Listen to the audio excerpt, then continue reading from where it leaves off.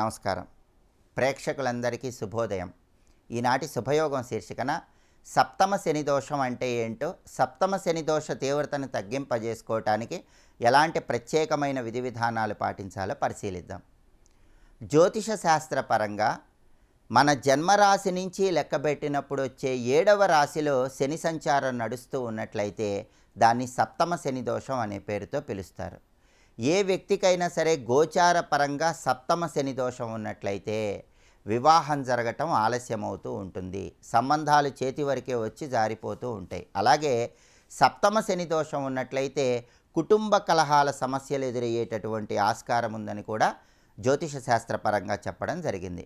ప్రస్తుతం శని భగవానుడు కుంభరాశిలో సంచారం చేస్తున్నాడు. సింహరాశి నుంచి లెక్కబెట్టినప్పుడు కుంభరాశి 7వ రాశి అవుతుంది. కాబట్టి సింహరాశి వారికి సప్తమ శని దోషం ప్రస్తుతం నడుస్తోంది. ఈ సప్తమ శని దోషం వల్ల సంబంధాలు చేతి వరకే వచ్చి జారిపోవటం, కుటుంబంలో సమస్యలు ఎక్కువగా ఉండటం, మానసిక ప్రశాంతత లేకపోవటం ఇలాంటివన్నీ జరుగుతూ ఉంటాయి. ఈ సప్తమ శని దోషాన్ని పోగొట్టే శక్తి కలియుగ ప్రత్యక్ష దైవమైనటువంటి వెంకటేశ్వర స్వామి వారికి ఉందని జ్యోతిష శాస్త్రపరంగా చెప్పడం జరిగింది. కాబట్టి సప్తమ శని దోషం ఉన్నప్పుడు వెంకటేశ్వర స్వామికి సంబంధించిన 7 శనివారాల వ్రతాన్ని ఆచరించాలి. అలా ఆచరిస్తే సప్తమ శని దోష తీవ్రతను తగ్గింపజేసుకొని వివాహపరమైన దాంపత్యపరమైన సమస్యలు అధిగమించవచ్చు. అలాగే 7 శనివారాల వ్రతం చేసుకోవటం వీలు కాని వాళ్ళు శనివారం సందర్భంగా వెంకటేశ్వర స్వామిని ప్రత్యేకమైన విధి విధానాలతో ఆరాధన చేయాలి. వెంకటేశ్వర స్వామి చిత్రపటానికి గంధం బొట్లు, కుంకుమ బొట్లు అలంకరించి వెంకటేశ్వర స్వామి దగ్గర పిండి దీపాలు వెలిగించాలి. బియ్యం పిండి, బెల్లం తురుము, ఆవు పాలతో కలిపి తయారు చేసినటువంటి పిండి దీపాలు వెంకటేశ్వర స్వామి చిత్రపటం దగ్గర శనివారం వెలిగించడం ద్వారా సప్తమ శని దోష తీవ్రతను తగ్గింపజేసుకోవచ్చు. అలాగే ఈ సప్తమ శని దోషాన్ని అధిగమించాలంటే శనివారం వెంకటేశ్వర స్వామి ఆలయానికి వెళ్ళి తులసి మాలికను వెంకటేశ్వర స్వామికి సమర్పించడం, తులసి దళాలతో అర్చన చేయించుకోవటం, వెంకటేశ్వర ఆలయ ప్రాంగణంలో దీపాన్ని వెలిగించటం, వెంకటేశ్వర ఆలయంలో ప్రదక్షిణలు చేయటం, ఓం నమో వెంకటేశాయ అనే నామాన్ని వీలైనన్ని సార్లు జపించుకోవటం ద్వారా కూడా సప్తమ శని దోష తీవ్రతను తగ్గింపజేసుకోవచ్చు. అలాగే వెంకటేశ్వర వజ్రకవచ స్తోత్రాన్ని గృహంలో కానీ వెంకటేశ్వర ఆలయ ప్రాంగణంలో కానీ పఠించడం ద్వారా కూడా సప్తమ శని దోష తీవ్రతను తగ్గింపజేసుకోవచ్చు. అలాగే సప్తమ శని దోషం వల్ల వివాహపరమైన సమస్యలు, కుటుంబ సమస్యలు ఎదుర్కొంటున్న వాళ్ళు శనివారం జమ్మి చెట్టు దగ్గరకు వెళ్ళాలి. జమ్మి చెట్టు దగ్గర మట్టి ప్రమిదలో ఆవాల నూనె పోసి 8 ఒత్తులు విడిగా వేసి దీపాన్ని వెలిగించాలి. అలాగే జమ్మి చెట్టు దగ్గర 8 నల్లటి గాజులు, కొద్దిగా ముద్ద ఇంగువ ఉంచి జమ్మి చెట్టుకు 8 ప్రదక్షిణలు చేయాలి. ఇలా చేయటం ద్వారా కూడా సప్తమ శని దోష తీవ్రతను తగ్గింపజేసుకొని విశేషమైన శుభ ఫలితాలు సిద్ధింపజేసుకోవచ్చు. అలాగే సప్తమ శని దోషం ఉన్నవాళ్ళు శనివారం రోజు శని భగవానుడికి తైలాభిషేకం చేయించుకోవటం, లేదా శని భగవానుడి విగ్రహం దగ్గర నల్ల నువ్వులు ఉంచి నమస్కారం చేసుకోవటం, శని భగవానుడికి నల్లటి వస్త్రాన్ని నవగ్రహాలయంలో సమర్పించడం ద్వారా కూడా సప్తమ శని దోష తీవ్రతను తగ్గింపజేసుకోవచ్చు. అలాగే సప్తమ శని దోషం ఉన్నవాళ్ళు శనివారం రోజు కాళికా అమ్మవారి ఆలయానికి వెళ్ళి దర్శనం చేసుకోవటం, కాళికా అమ్మవారికి కుంకుమార్చన చేయించుకోవటం ద్వారా కూడా సప్తమ శని దోష తీవ్రతను తగ్గింపజేసుకొని సకల శుభాలను సిద్ధింపజేసుకోవచ్చు. ఈ విధి విధానాలు పాటించండి, వివాహ దాంపత్య సమస్యలు అధిగమించండి. రేపటి శుభయోగం శీర్షికన ఆదివారం సందర్భంగా సూర్యారాధనలో ఉన్నటువంటి రహస్యాలేంటో పరిశీలిద్దాం. నమస్కారం.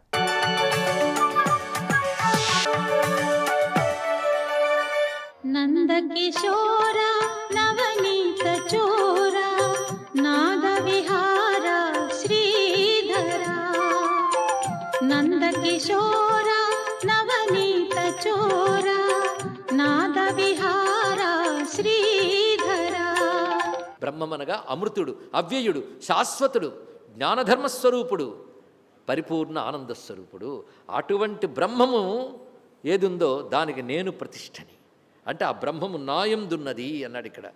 అంటే నాయందు అంటే భగవత్పాల వారు అంటారు, ఇంతవరకు విచారణ చేస్తే నేను ప్రత్యేగాత్మని తెలుసుకున్నావు కదా, ఆ ప్రత్యేగాత్మయే ఇటువంటి అమృత అవ్యయ శాశ్వత ధర్మ ఐకాంతిక సుఖస్వరూపుడైనటువంటి పరబ్రహ్మ అని తెలుసుకో అన్నాడు ఇక్కడ. ప్రత్యేగాత్మ బ్రహ్మమే అని ఎరుక కలిగి ఉండుట, ఇది ఒక అర్థం. ఇంకొక అర్థం చెప్తాడు, నాయందు నాయందు అంటే ఇవాళ నీ ఎదురుగా నిలబడి మాట్లాడుతున్నానే నాయందు ఆ బ్రహ్మం ఉందని తెలుసుకో. అంటే కృష్ణుడి వేరు బ్రహ్మము వేరు కాదు, ఆ కృష్ణుడే బ్రహ్మము అది తెలుసుకో. ఎటువంటి బ్రహ్మము? మళ్ళీ చెప్పాలా, అమృత అవ్యయ శాశ్వత ధర్మ ఐకాంతిక సుఖస్వరూపమైన బ్రహ్మము నాయందున్నది అన్నాడు ఇక్కడ. అంటే నాయందు ముందు చెప్పినప్పుడు నేను అనగా ప్రత్యేగాత్మ అని తెలుసుకుని, ప్రత్యేగాత్మయందు ఈ బ్రహ్మమున్నది. ప్రత్యేగాత్మకి బ్రహ్మమునకు భేదము లేదు. ప్రత్యేగాత్మకి, జీవాత్మకి కాదు, ప్రత్యేగాత్మకి బ్రహ్మమునకు భేదం లేదు.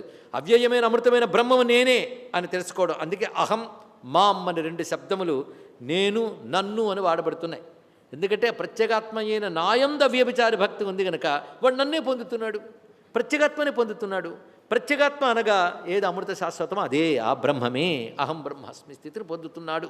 ఇది ఒక అర్థం. ఇది అలాగే గ్రహించుతూ చెప్తున్న కృష్ణ పరమాత్మ వివరిస్తున్నది ఏంటంటే ఆ బ్రహ్మము నాయందున్నది అన్నాడు ఇక్కడ. అంటే కృష్ణుడు ఎవరు? పరబ్రహ్మం. ఎటువంటి పరబ్రహ్మం? ఈశ్వరరూపుడైన పరబ్రహ్మం. ఆయన ఈశ్వరుడు. ఆయనకు ఒక ఉపాధి ఉంది, మనకు ఒక ఉపాధి ఉంది. ఆయన ఉపాధి జగత్తు, మన ఉపాధి శరీరం. శరీరం జగత్తులో భాగమే కదా, కానీ ఇది కూడా ఆయన ఉపాధే. ఇది కూడా ఆలోచించుకో. అయితే తాదాత్మ్యం వీడికుంది, ఆయనకి లేదు.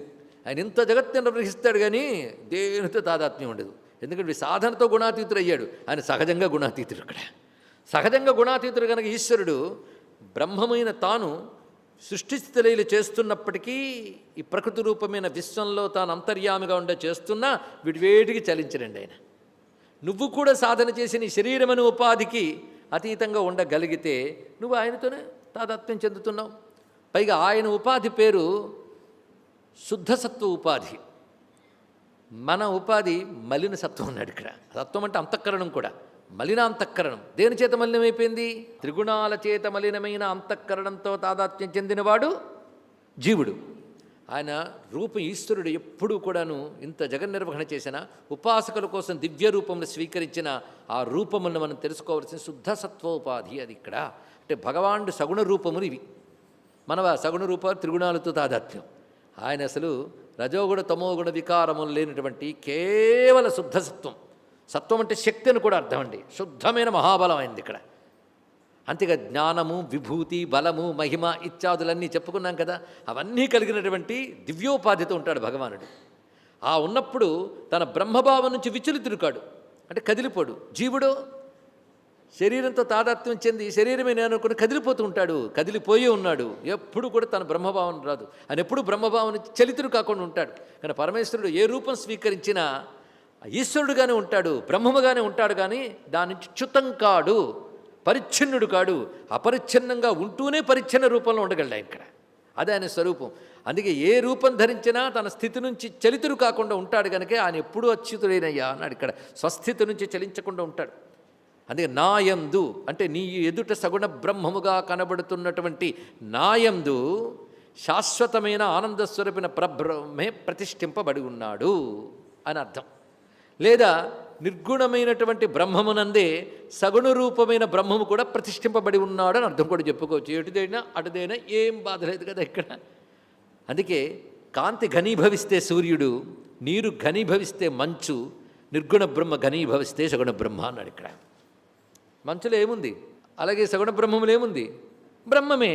జ్ఞాని ఎవడయ్యా అంటే సగుణమే నిర్గుణమైన బ్రహ్మమనే తెలుసుకున్నవాడు అనే మాట ఏ రోజుకు ఆ రోజు గుర్తు తీసుకోవాలి. మొత్తం భగవద్గీత ఏం చెప్తోంది సారాంశంగా? పరమాత్మని పట్టుకో, పరమాత్మని పట్టుకో, పరమాత్మని పట్టుకో, పరమాత్మని పట్టుకో. మొత్తం గీతకి ఇదే వాక్యం అండి. పట్టుకుంటే నేను లాగుతా. నువ్వు సగుణ బ్రహ్మంగా పట్టుకున్నావా, లాగుళ్ళో పెట్టుకుంటా. నిర్గుణ బ్రహ్మంగా విచారణ చేసావా, నువ్వే నేను తెలుస్తా. ఇంతే చెప్పాడు ఇక్కడ. మొట్టమొదటిది మార్జాల కిశోరన్యాయం, రెండవది మర్కట కిశోరన్యాయం అన్నాడండి ఇక్కడ. మార్జాలం తన కిశోరాన్ని పిల్లల్ని తన నోటితో పట్టుకు తీసుకెళ్ళిపోతుంది సురక్షిత ప్రాంతాలకు. కోతి కూడా పిల్లల్ని తీసుకెళ్లాలనుకుంటుంది, కానీ కోతి పిల్ల తల్లి కోతిని అలా పట్టుకు కూర్చుంటుంది. అక్కడ దాని ప్రయత్నం ఉంది. ఆ కోతి మాత్రం అలా తీసుకెళ్ళిపోతుంటుంది. ఈ జ్ఞాన మార్గంలో వెళ్ళిన వారు ఆ పట్టు వాళ్ళకి తెలుసు, ఎలా పట్టుకుంటే జారిపోకుండా ఉంటుందో. పట్టుకుందా లేదా ఇవేం చూసుకోదు, వెళ్ళిపోతుంది కోతి. సురక్షిత ప్రాంతానికి తీసుకెళ్తుంది తల్లి. జ్ఞాన మార్గంలో ఉంటుంది. అయితే వాడు కూడా గజ్జన్మలో సాధన చేసాడు కనుక పట్టుకున్నాడు. మనం ఏం చేసేదో తెలియదు, కానీ ఆయన్నే శరణు వేడి అవ్యభిచార భక్తి కలిగితే తేషామహం సముద్ధర్త మృత్యు సంసార సాగరాత్తని ప్రతిజ్ఞ పెట్టాడండి పరమాత్మ. ఇంకెందుకు మన ధైర్యంగా ఉండొచ్చు. ఆయన తప్పకుండా తరింపజేస్తాడు. అందుకే నన్ను అవ్యభిచారిణి భక్తితో ఉపాసించినట్లయితే అటువంటి వాడిని నేను తరింపజేస్తాను. వాడు గుణాలను అతిక్రమించుతాడు. బ్రహ్మభూయాయ కల్పతే, బ్రహ్మత్వాన్ని పొందుతాడు. ఆ బ్రహ్మం ఏది అంటే బ్రహ్మణో హి అమృతము, అవ్యయము, శాశ్వతము, ధర్మము, ఐకాంతిక సుఖస్వరూపం ఆ బ్రహ్మము. బ్రహ్మభూయాయ కల్పతే అంటే బ్రహ్మం యొక్క లక్షణాలు ఇవి. ఆ బ్రహ్మము నా యందు ప్రతిష్ఠింపబడి ఉన్నది అని చెప్పడం. అంటే నిర్గుణుడైన ఆయన యందా, సగుణుడైన ఆయన యందా ఏదన్నా పర్వాలేదు. ఇక్కడ దీన్ని ఎన్ని రకాలుగా చెప్తున్నాడు భగవత్పాలు వారు. భగవంతుడు ఒక దివ్యమైన ఈశ్వర స్వరూపంతో ఉపాసింపబడుతున్నాడు అంటే ఆయన దయచేత తెలుసుకో అన్నాడు. ఇక్కడ ఆయనకి నీపై దయుంది కనుక అలా వచ్చేట. అందుకే మయాచ ఈశ్వర శక్త్యా భక్తానుగ్రహాది ప్రయోజనాయ బ్రహ్మ ప్రతిష్ఠితే, ప్రతిష్ఠితే అనే మాటకి ప్రవర్తతే అని అర్థాన్ని చెప్పారు భగవత్పాల్ వారు. బ్రహ్మము ప్రతిష్ఠితే అంటే ప్రవర్తతే, సా శక్తి బ్రహ్మైవ అహం. అంటే బ్రహ్మము అంటే పరమాత్మ భక్తానుగ్రహాయ, భక్తులను అనుగ్రహించడం కోసం తనదైన ఈశ్వర శక్తితో ప్రవర్తిస్తుంది. తనదైన ఈశ్వర శక్తి అక్కడ చెప్పాడు. ఇక్కడ బ్రహ్మమే ఈశ్వరుడు. ఈశ్వరుడు అంటే సర్వశక్తిమంతుడు. స్వస్తి.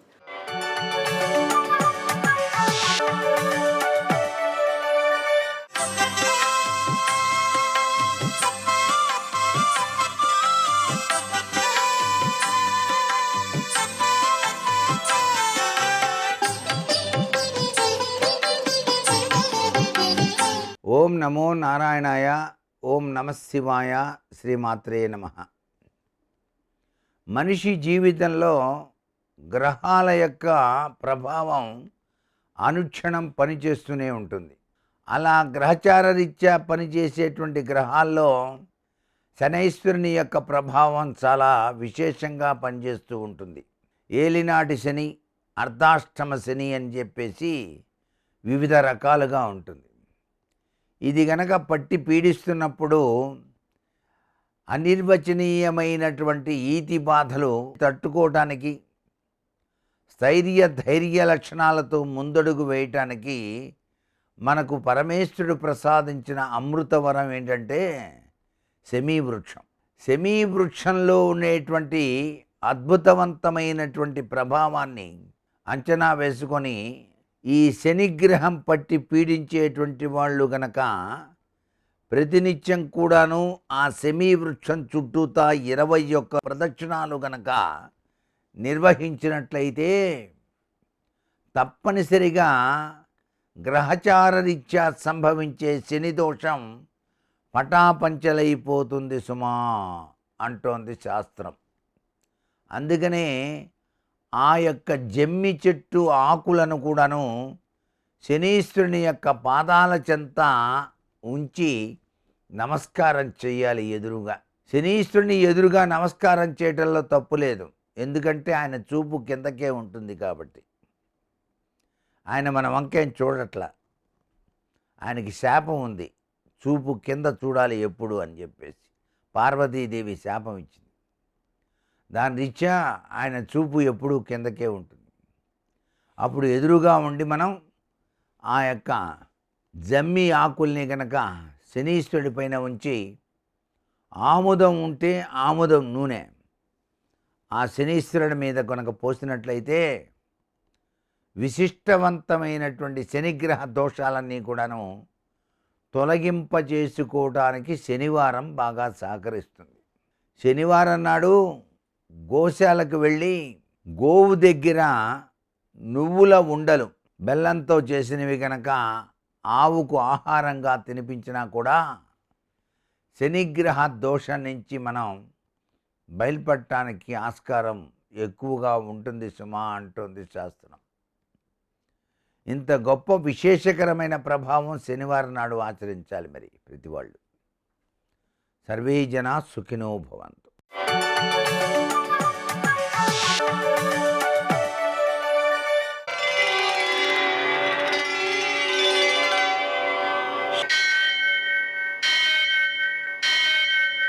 సహస్రశీరుషం దేవం విశ్వాక్షం విశ్వశంభువం విశ్వం నారాయణం దేవమక్షరం పరమం పదం విశ్వతః పరమాం నిత్యం విశ్వన్నారాయణగుం హరిం విశ్వమేవేదం పురుషస్తద్విశ్వముపజీవతి పతిం విశ్వస్యాత్మేశ్వరం శాశ్వతం శివమచ్యుతం నారాయణం మహాజ్ఞేయం విశ్వాత్మానం పరాయణం.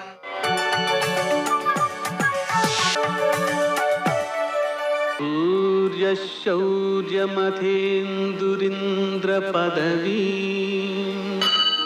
సన్మంగళం మంగళం. పద్మావతి ప్రణయలాలితముగ్ధదేహ శ్రీవేంకటేశ రుణమోచనమస్తు మహ్యం. నేటి కాలమాన విశేషాలను గమనిద్దాం. స్వస్తి శ్రీ చాంద్రమాన శోభకృన్నామ సంవత్సరం ఉత్తరాయణం హేమంత ఋతువు పుష్యమాసం కృష్ణపక్షం శనివారం. సూర్యోదయం 6:51 సూర్యాస్తమయం 6:09 తిథి అష్టమి సాయంకాలం 5:14 వరకు. నక్షత్రం విశాఖ పూర్తిగా ఉంది. వర్జం మధ్యాహ్నం 11:51 నుంచి 1:32 వరకు. దుర్ముహూర్తం ఉదయం 6:51 నుంచి 8:21 వరకు. అమృతకాలం రాత్రి 10 గంటల నుంచి 11:41 వరకు. రాహుకాలం శనివారం కాబట్టి ఉదయం 9 నుంచి 10:30 వరకు. అష్టకవర్గ రీత్యా శుభప్రదమైన సమయం ఉదయం 11 గంటలకి. నేటి విశేషం శనివారం, అనఘాష్టమి, అష్టకాశ్రార్థం. శనివారం కాబట్టి సూర్యోదయానికి ముందే నిద్రలేచి స్నానం చేయాలి. సూర్యోదయంతో దుర్ముహూర్తం ప్రారంభమవుతుంది. తరువాత శివునకు కేజింపావు నువ్వుల నూనెతో అభిషేకం చేసి దాంట్లో పసుపు కలిపి ఆవులకు రాయడం. ఒక 1/2 కేజీ నల్ల నువ్వులతో శివునకు పూజ చేసి వాటిని కొంచెం కొంచెం చాలా ఆవులకు పెట్టడం. అయితే గర్భవతులైన వాటికి పెట్టకూడదు. ఆ విషయం జాగ్రత్తగా గమనించి పెట్టాలి. అలాగనే శనివారం కాబట్టి వెంకటేశ్వర దీపారాధన చేయడం. ఆయన సంకట హరణుడు కదా, అన్ని కష్టాలు తొలగిస్తాడు. అలాగే ఆంజనేయ స్వామికి ఆకుపూజ చేయడం, లేదా సింధూరు పూజ చేయడం, 21 ప్రదక్షిణాలు చేయడం, లేదా 108 ప్రదక్షిణాలు చేయడం, హనుమాన్ చాలీసా పారాయణ చేయడం, 108 సార్లు హనుమాన్ చాలీసా పారాయణ చేయడం అనేటువంటిది ఒక ప్రత్యేక దీక్షతో చేస్తారు ఒకే ఆసనం మీద. అది కూడా చాలా ఉత్తమ ఫలితాన్ని, కార్యసిద్ధిని, విజయాలను కలగజేస్తూ ఉంటుంది. అలాగనే 21 అప్పాలు నివేదన చేయడం, ఇవన్నీ కూడా సకల గ్రహ దోషాలని తొలగిస్తాయి.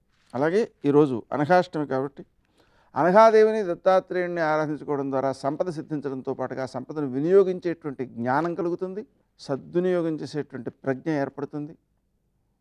అలాగే భౌతిక ఘటనలు ఏవైతే ఉన్నాయో ఆ ఘటనలన్నిటి నుంచి కూడా మనకు జ్ఞానాన్ని ఆర్జించే శక్తి ఏర్పడుతుంది.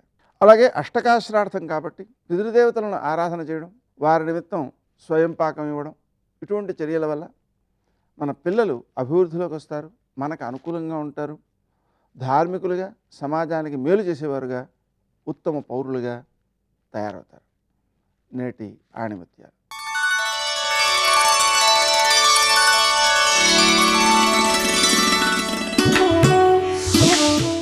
మనస్సును, ఇంద్రియాలను ఏకాగ్రపరిచి నిశ్చలంగా ఉంచడమే తపస్సు.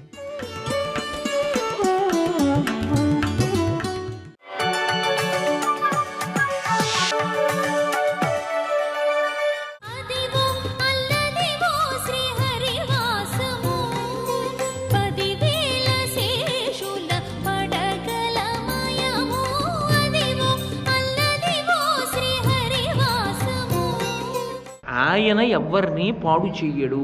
అది బాగా జ్ఞాపకం పెట్టుకోవాలి మనిషి. ఆయన ఎవ్వరిని పాడు చెయ్యడు. బుద్ధి కర్మానుసారిణి. మన బుద్ధి బాగుండకపోతే మన బుద్ధే వక్రించి వెళ్ళకూడని మార్గంలోకి వెళ్ళి పాడైపోతాడంతే. ఎందుకని అంటే చెయ్యకూడని పని చేస్తున్నప్పుడు వెళ్ళకూడని మార్గంలోకి వెడతాడంతే. వెళ్ళినప్పుడు ఆ మార్గమే వాడి పతనమునకు కారణమవుతుంది. ఇలా వెళ్ళిపోతే హాయిగా వెళ్ళిపోతాడు, అక్కర్లేకుండా ఏదో అలా పెడతాడు, అక్కడే ఓ పాము ఉంటుంది, లేనిపోని ఇబ్బందికి గురవుతాడు. కాబట్టి వాడి పతనం వాడు చేసినటువంటి పాపముల యందే ఉంటుంది. కొత్తగా ఈశ్వరుడు ఏం పాడు చేసేయక్కర్లేదు. ఆయన అసలు అలా చెయ్యడు. ఆయన యొక్క లక్షణమే అది కాదు. అది బాగా తెలుసుకో. అందుకు పురాణం వింటారు, అందుకు చదువుతారు పురాణం. ఓహో, ఇది మనం తెలుసుకుని జాగ్రత్తగా ఉండాలి. మనం పాడవడం మన బుద్ధి ఎందు పుడుతుంది. అక్కర్లేని దాన్ని పట్టుకోమని బుద్ధి చెప్తుంది. నీకు ఎందుకు అది పట్టుకోవడం? నీకు సంబంధించింది కాదు అది, అది వెళ్ళి పట్టుకుంటాడు, దానివల్లే పాడైపోతాడు. అలా ఎందుకు వస్తుంది బుద్ధి ఎందు ఆలోచన అంటే, చెయ్యకూడని పనులు చేశాడు, అది బుద్ధిని అలా ప్రచోదనం చేసి తప్పు మార్గంలోకి తీసుకెడుతుంది. సరి అయినటువంటి పద్ధతిలో ఆరాధన చేశాడు, బుద్ధిని సక్రమంగా ప్రచోదనం చేసి మంచి మార్గం వైపుకి నడిపిస్తుంది. అందుకని కొత్తగా ఈశ్వరుడు ఏదో ఎక్కడో చాటో మాటో నిలబడి ఉత్తినే కవ్వించి ఆయనేం యుద్ధం చేయడు. యుద్ధం చేయమని అవతల వాడు అడుగుతాడు. చచ్చిపోయే కాలం వచ్చిందనుకోండి, ఆయనతో యుద్ధం ఏమిటి? అందుకని పూజ ఎటు చేస్తున్నాడుగా, 5000 సంవత్సరాల నుంచి చేస్తున్నాడు. ఆయన ప్రసన్నుడవచ్చు, ప్రసన్నుడయ్యానని ఆయన ప్రత్యక్షం అయ్యాడు. నిజంగా ఇప్పుడు వృషాసురుడి అంతటి అదృష్టవంతుడు లోకంలో ఎవరైనా ఉన్నారా? ఎవరు లేరు. అయితే మీరు ఒక్కటి జ్ఞాపకం బాగా పెట్టుకోవాలి, భగవంతుడే ప్రత్యక్షమైన చేసిన పనులు సక్రమమైనవి కానప్పుడు, బుద్ధి సక్రమంగా లేనప్పుడు ఆయన్ని అడిగేది కూడా కనీసం సక్రమంగా అడిగేది అవ్వదు. దానికి మహాభారతంలో ప్రబల ఉదాహరణ సైంధవుడే. పరమేశ్వరుడి గురించి గొప్ప తపస్సు చేశాడు. సాక్షాత్తు శంకరుడు ప్రత్యక్షమై ఏం కావాలన్నాడు.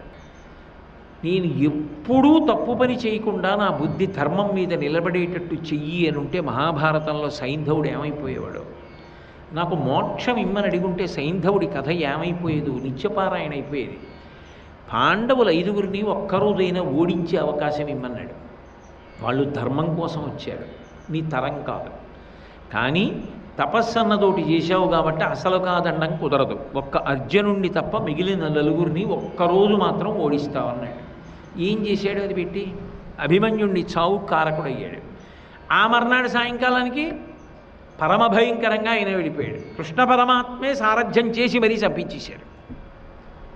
ఎందుకదంటే భగవంతుణ్ణి ఇంత కష్టపడి తపస్సు చేసి ప్రత్యక్షం చేసుకుని ఏం చేశాడు సైంధవుడు అంటే, ఒక పెద్ద సామెత సంపాదించుకున్నాడు. వీడు సైంధవుల్లో అడ్డుపడ్డాడు రా అంటారు.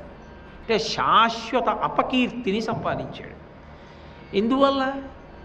ఎదురుగుండా భగవంతుడు ఏమైనా చేశాడా? ఏం చేయలేదు. మోక్షం అడిగితే మోక్షమే ఇస్తాడు. బుద్ధి ప్రచోదనం అవ్వదు, మంచి ఆలోచన రాదు. ఎందుకు రాదంటే అంతకుముందు నీ బుద్ధి సక్రమంగా లేదు. పైకి ఎన్ని డాంబిక వేషాలు వేసి ఎన్ని చేసినట్టు కనపడ్డా లోపల పవిత్రంగా లేదనుకోండి, అది ఆ సమయానికి కీలకంగా సక్రమ మార్గంలో ప్రచోదనం చెయ్యదు. ఆలోచనని చేయకపోతే నడవదంతే. ఆయనే ప్రత్యక్షం అయ్యాడు ఎదురుగుండా. మహా సంతోషపడిపోయాడు. శ్రీహరి మీరే ప్రత్యక్షం అయ్యారు, నాకు ఇంతకన్నా ఏం కావాలన్నాడు. వాళ్ళకో ధర్మం ఉంటుంది దేవతలకి. ప్రత్యక్షం అయితే ఉత్తినే వెళ్ళిపోరు, నీకేం కావాలని అడుగుతారు. దేవతలు అలా అడగాలి, అది వాళ్ళ ధర్మం. ఒక్కొక్కళ్ళకి ఒక్కొక్క ధర్మం ఉంటుంది. ఓ ఉపాధ్యాయుడు తన శిష్యుడు కనబడ్డాడు అనుకోండి, ఏదో ఆయన వెళ్ళిపోతుంటే వీడి ఇంటి దగ్గర నిలబడి బయటకు వచ్చి నమస్కారం గురుగారు అన్నాడు అనుకోండి. ఎరా బాగా చదువుకుంటున్నావా, అన్ని పాఠాలు అర్థం అవుతున్నాయా, పరీక్షలు దగ్గరికి వస్తున్నాయి, ఒకవేళ ఏదైనా అర్థం కాదుంటే ఇంటికి రా, పొద్దున్న 7ంటికి చెప్తాను కాసేపు అంటారు. అది ఆయన ధర్మం, అడగక్కర్లేదు శిష్యుడు. అలా అంటారు గురువుగారు. భగవంతుడు అడిగినా అడగకపోయినా ఇచ్చి వెళ్ళిపోతాడు. అదే కదా బాలసూర్యుడిని కుంతీదేవి పిలిచింది. అలా కనపడి ఉత్తుత్తినే వెళ్ళిపోవడాలు ఉండవు మా దగ్గర. నువ్వు ఎందుకు పిలిచావో నాకు తెలుసు, నాలాంటి కొడుకు కావాలన్నా ఇచ్చేస్తానని ఇచ్చి వెళ్ళిపోయాడు. ఆ తర్వాత భారతం నడిచింది. సర్వం శ్రీ ఉమామహేశ్వర పరబ్రహ్మార్పణమస్తు. స్వస్తి.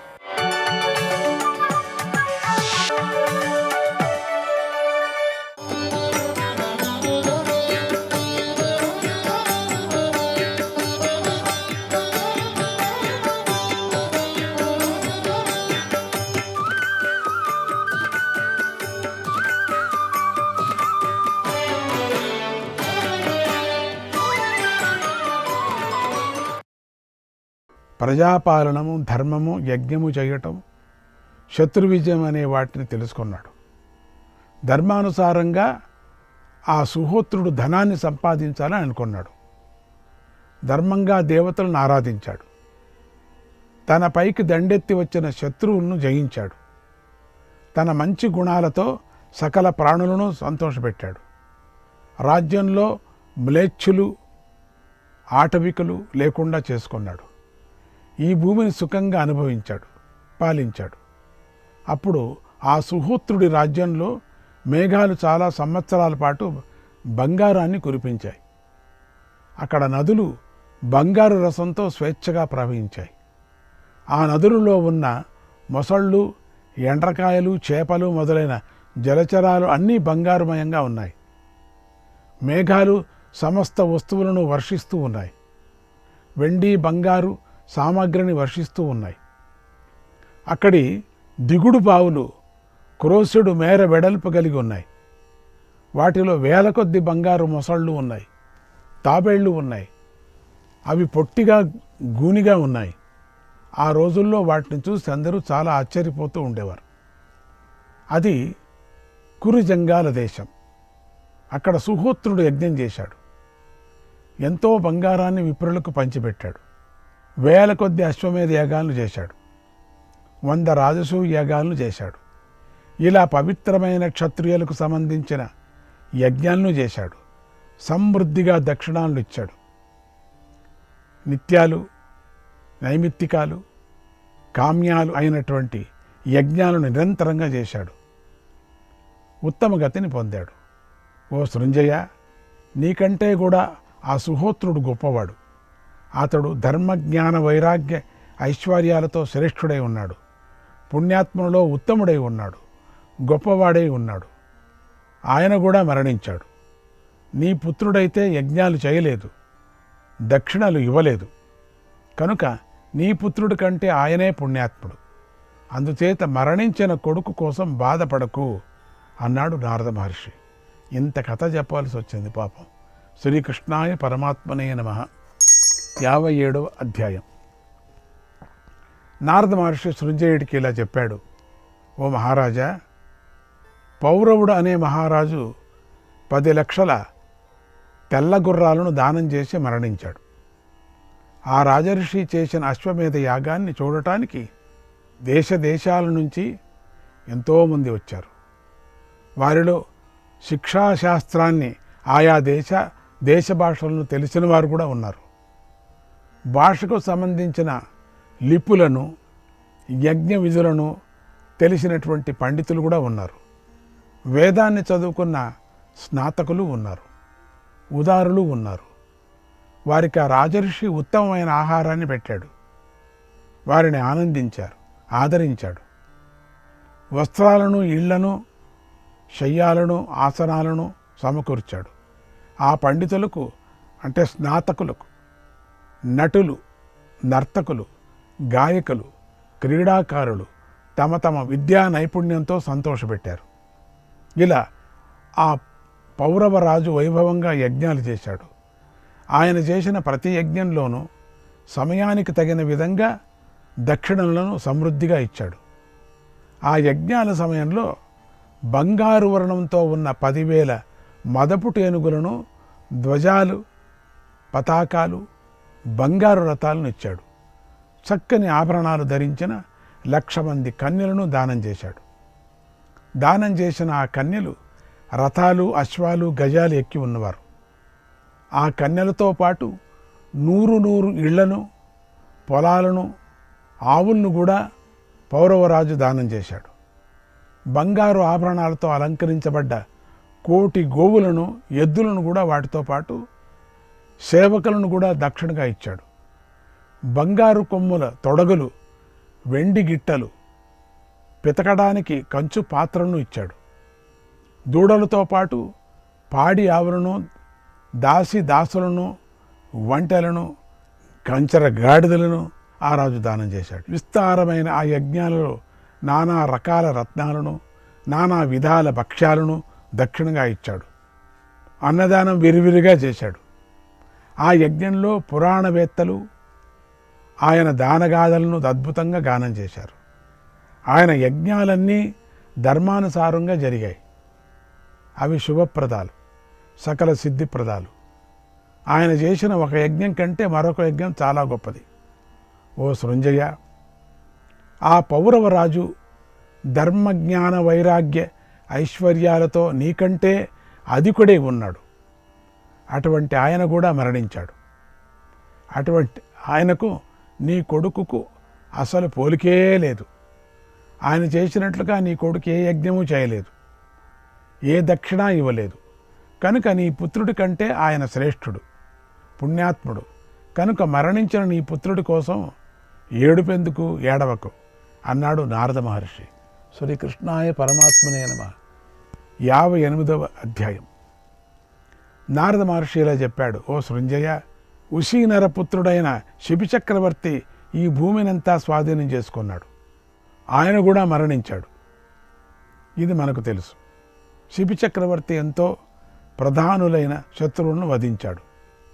పర్వతాలు, ద్వీపాలు, సముద్రాలు, అడవులతో ఉన్న ఈ భూమిని అంతా జయించాడు. తన రథచక్రధ్వనిని ఆయన అంతటా వినిపించాడు. అనేక విధాలైన యజ్ఞాలను చేశాడు. దక్షిణలు సమృద్ధిగా ఇచ్చాడు.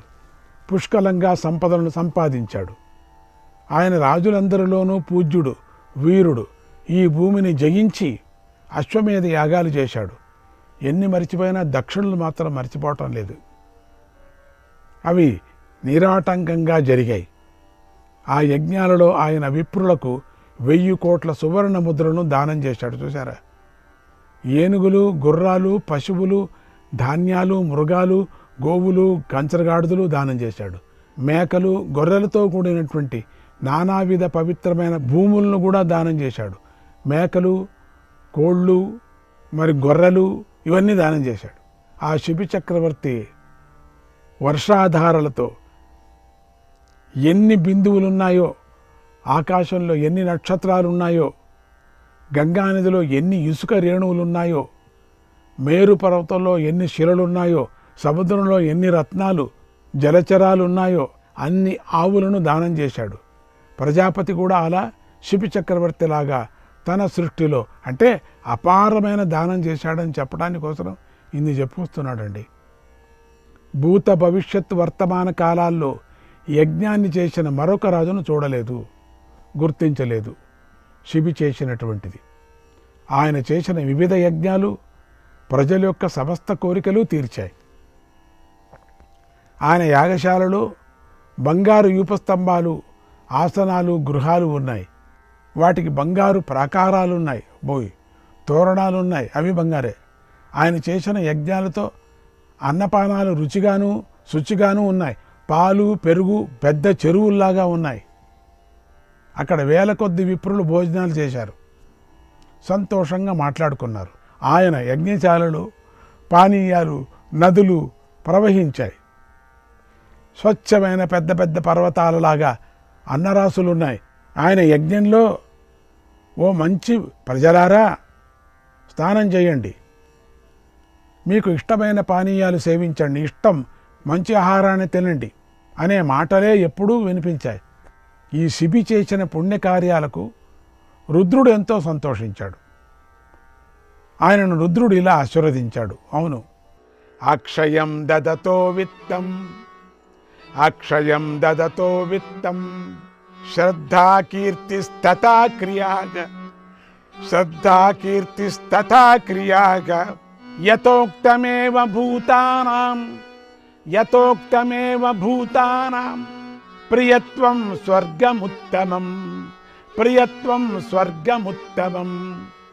ఓ మహారాజా, నీ దానాలు, శ్రద్ధ, కీర్తి, ఉత్తమ కర్మలు అక్షయంగా ఉంటాయి.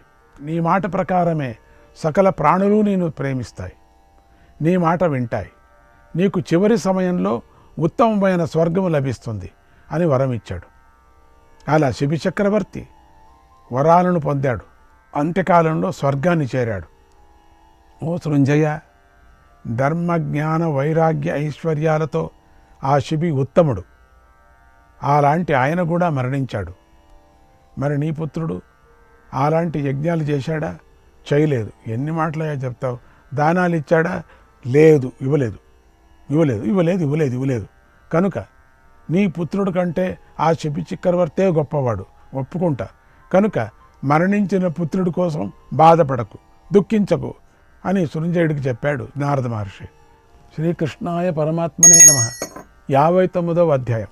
నారద మహర్షి సృంజయుడికి ఇలా చెప్పాడు. ఓ సృంజయ, దశరథ పుత్రుడు రామచంద్రుడు కథ. ఆయన కూడా పరలోకానికి వెళ్ళాడు. ఆ శ్రీరామచంద్రుడు ప్రజలను బిడ్డల్లాగా సంతోషపెట్టాడు. ఆ శ్రీరాముడి యందు లెక్కలేనన్ని గుణాలు, సుగుణాలు ఉన్నాయి.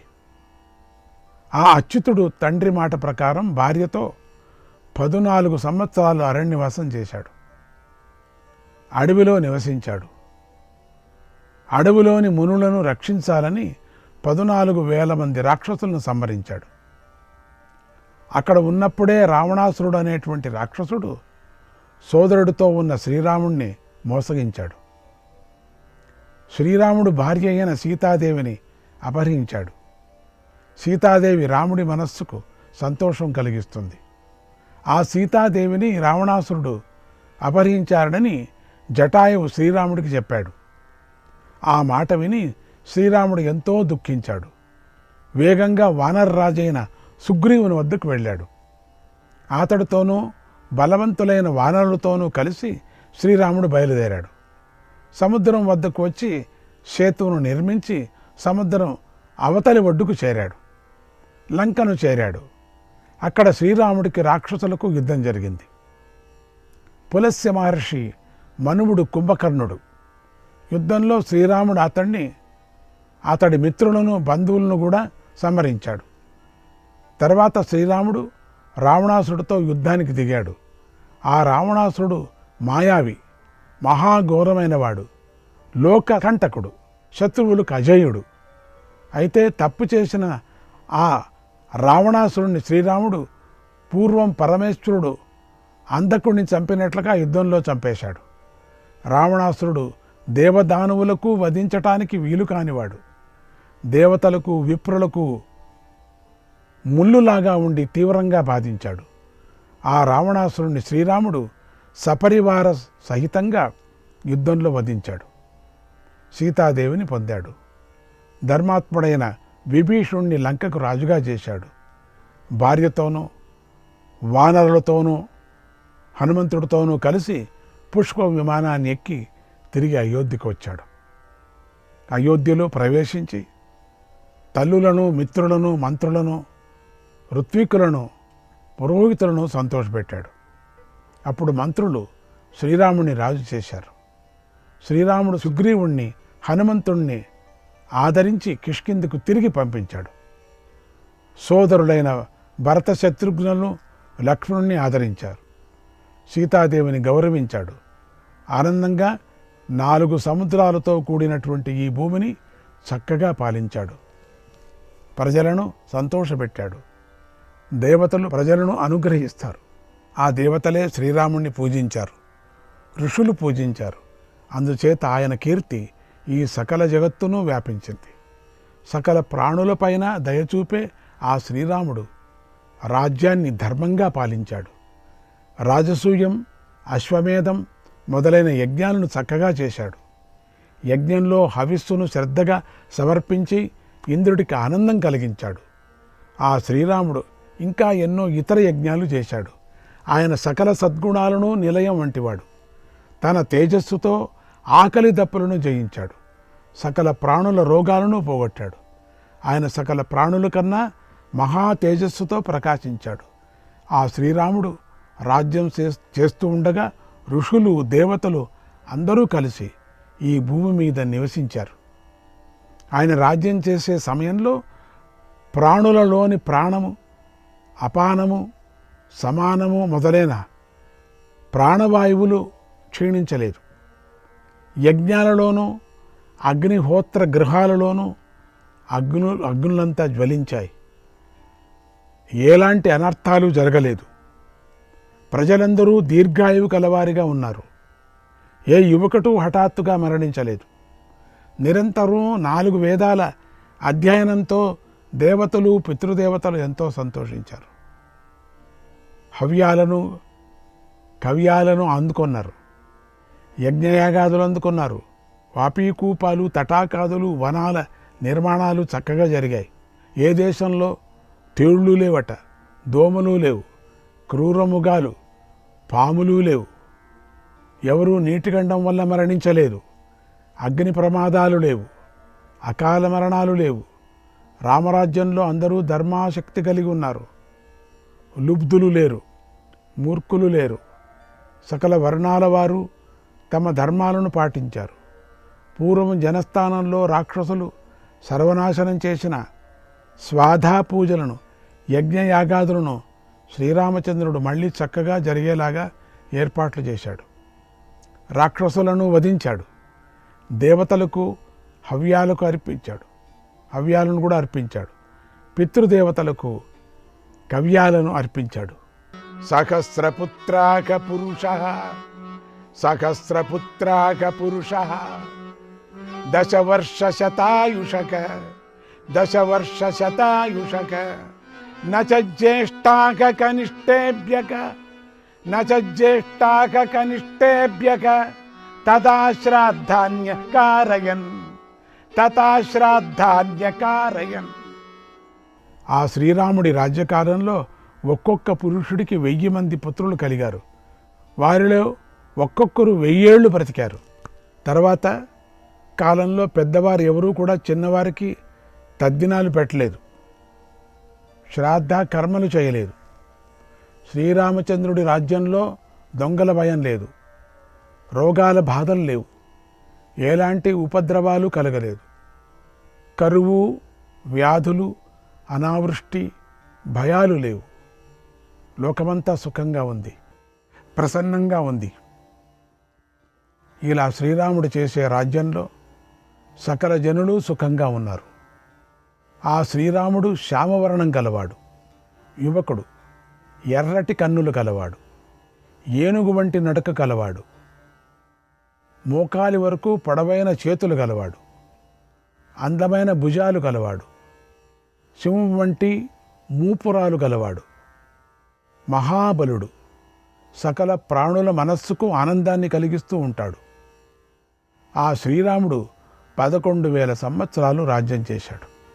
రామో రామో రామయితి, రామో రామో రామయితి ప్రజానామభవత్కథాగా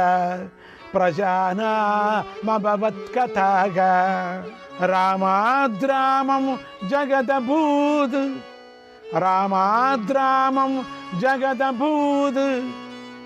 రామే రాజ్యం ప్రశాసతి.